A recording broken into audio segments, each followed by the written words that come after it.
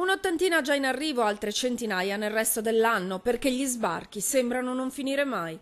L'emergenza profughi riguarda tutti, anche se l'Europa pare essere sorda all'allarme che suona dall'Italia.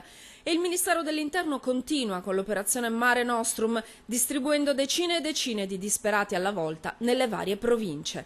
Domenico Cuttaia, prefetto di Venezia, per questo è tornato a bussare alla porta degli albergatori, che però non ne vogliono sapere. Noi ci siamo attivati, abbiamo fatto una circolare a tutto il sistema Federalberghi, l'ho allargato al sistema Conturismo, però come prevedevo risposte zero.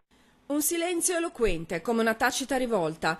Inopportuno il momento, sembrano dire gli imprenditori veneti del settore, già in difficoltà per la crisi e il conseguente calo dei turisti, per non parlare del caos che regna sull'operazione. Non si conoscono i numeri dei profughi in arrivo né la tempistica della loro possibile permanenza.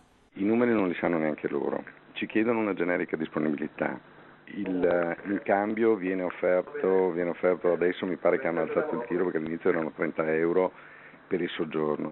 Il prefetto Cuttaia parla di questa soluzione come possibile opportunità per qualche albergo non tutto esaurito oppure in difficoltà, ma il rimborso è di 35 euro totali ad ospite, di cui 5 vanno al profugo stesso, decisamente poco per una pensione completa, per non parlare del fatto che sugli albergatori ricade anche la responsabilità di fornire loro un abbigliamento decente e pulito, perché queste persone arrivano assolutamente senza nulla con sé e il giorno dopo l'arrivo potrebbero anche sparire.